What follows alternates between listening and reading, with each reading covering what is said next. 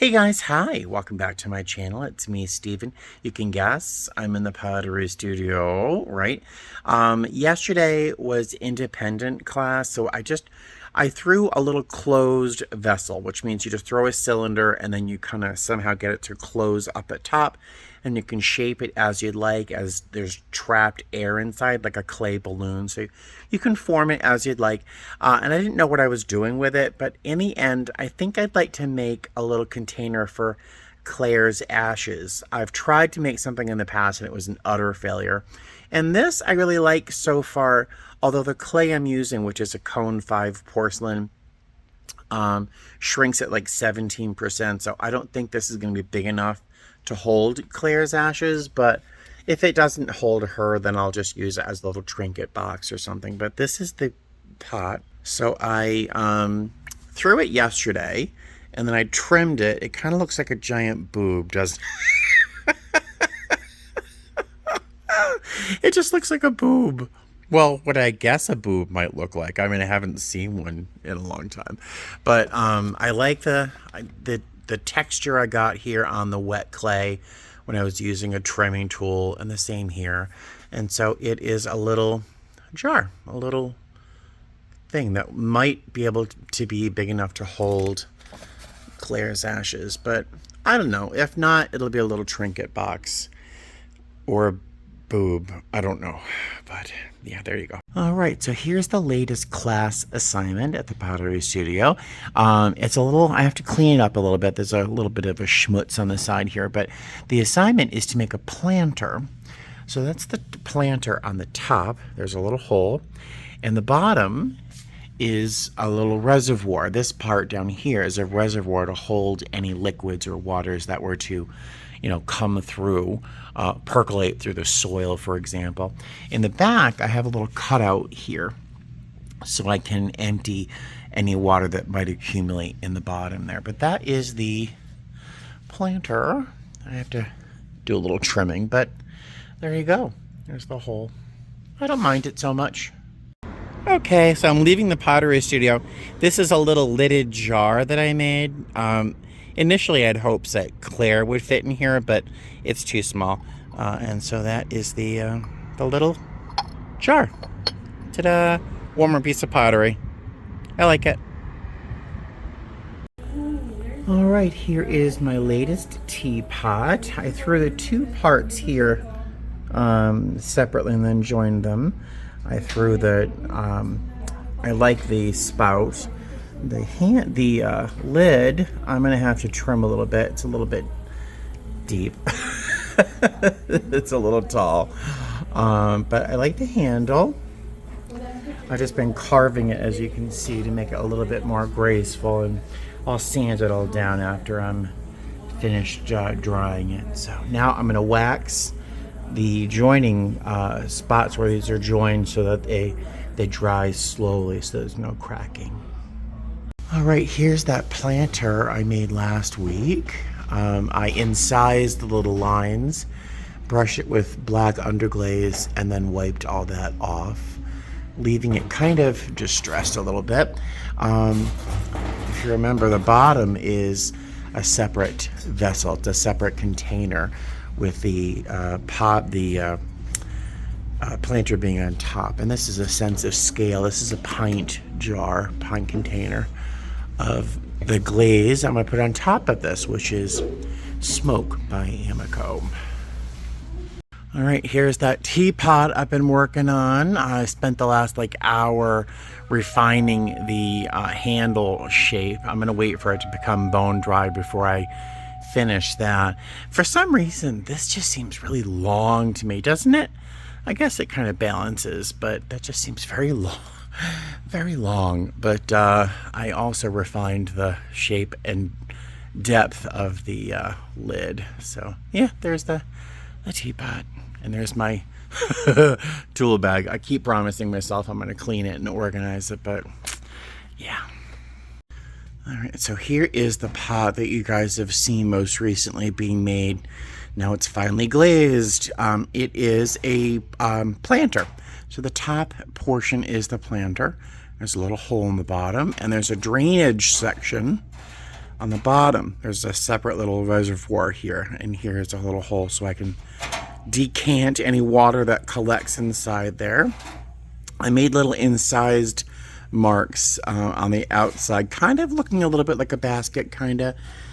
Used black underglaze, wiped it away, and so I'm left with a little bit of texture and a little bit of variance, so it looks almost distressed. I like it. I'm not unhappy with it, although part of me does think I could find something like this just like this at IKEA, honestly, but I made this one.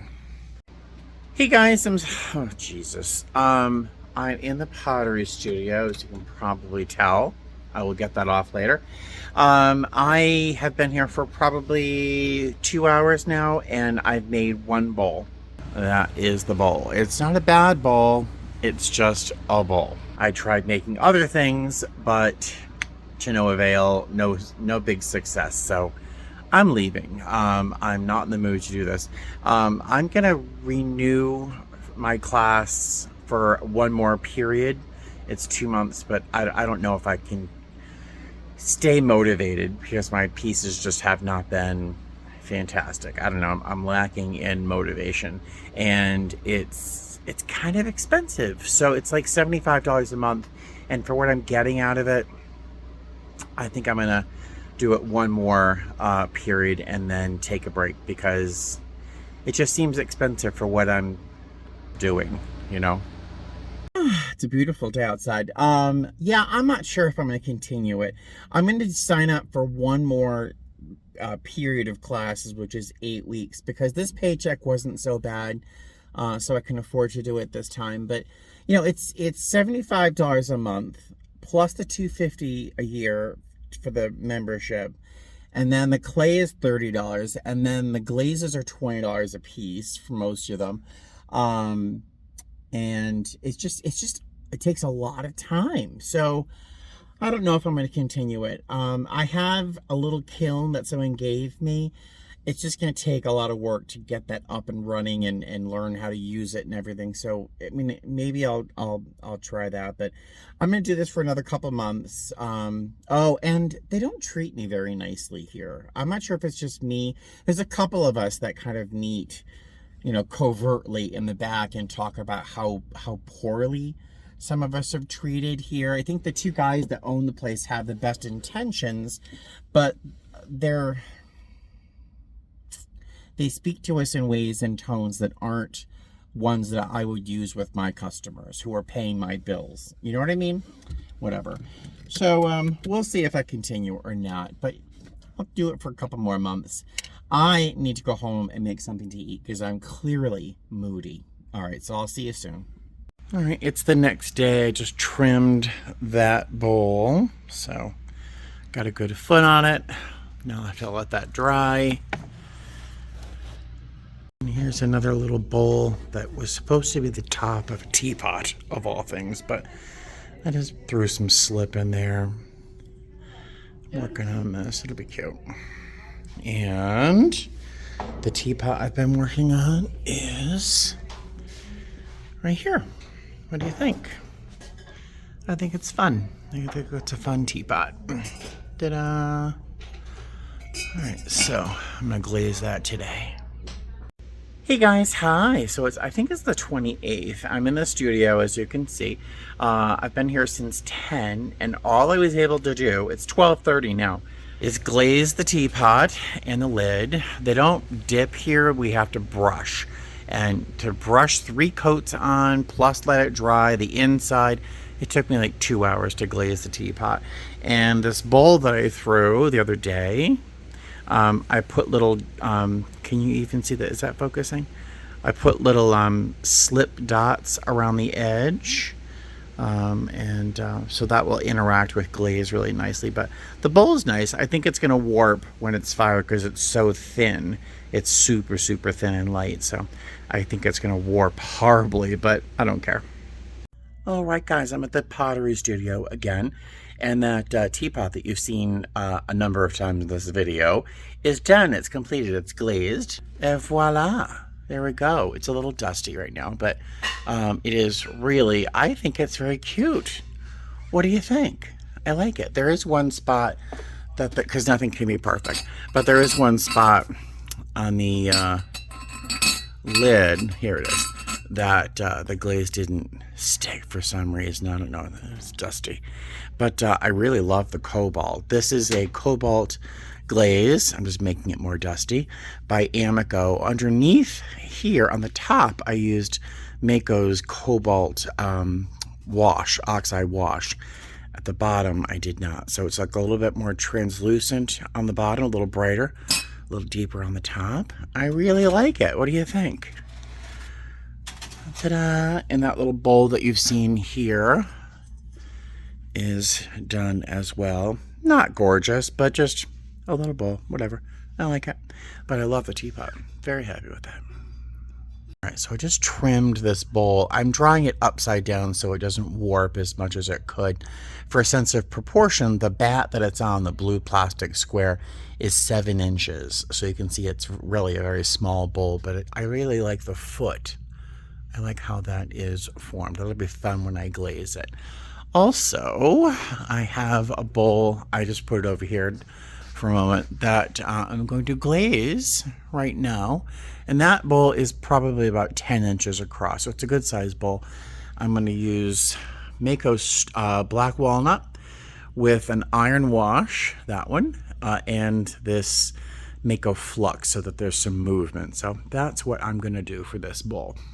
Here's that teapot in the sun. I really love the color. I think that's fantastic. Quite happy. So, as nice as that teapot was, there are a handful of pieces I've made that I really like, that I'm really proud of. The rest, just a learning process. But I don't think I'm going to continue. Watch out for the bump here. Hold on. I don't think I'm going to continue with my pottery class. I still have about a month and a half left in these classes, maybe a little bit more than a month. But I don't think I'm going to renew, at least for the next few months. It's very expensive for me. It ends up being $75 a month, plus clay, plus glazes. The clay is like $30 a bag. The glazes are probably $15 to $20 a piece, and you use multiple glazes frequently. So just beyond the cost, I'm not really treated as nicely as I would treat one of my customers by one of the guys that owns the place, Tom. He clearly doesn't like me, and that's okay. Not everybody has to like me, right? But he really doesn't seem to like me, and the tone he uses when he talks to me makes me uncomfortable. So that and a whole bunch of reasons. The only thing that keeps me going there are the ladies. There's a whole bunch of women that go to that class that I really enjoy, that I've really consider friends. And you know, I don't have a lot of friends, so that's the only thing that really keeps me going back to that pottery studio. And it's close to Goodwill, which I'm walking into now. But yeah, we'll see. We'll see. But I'll keep filming clips as I progress and make things until I decide to leave or not. So blah, blah, blah. Ending on a cliffhanger, right? So let me finish this video. It's a compilation of, as you can probably tell, of other visits to the pottery class. I'm not thinking clearly because I'm, surprise, surprise, I'm hungry. I'm always telling you I'm hungry. Let me finish this up. Thank you so much for watching this video and being patient with my choppy pottery presentation. So blah, blah, blah. I'll see you later. Fly safe. Bye.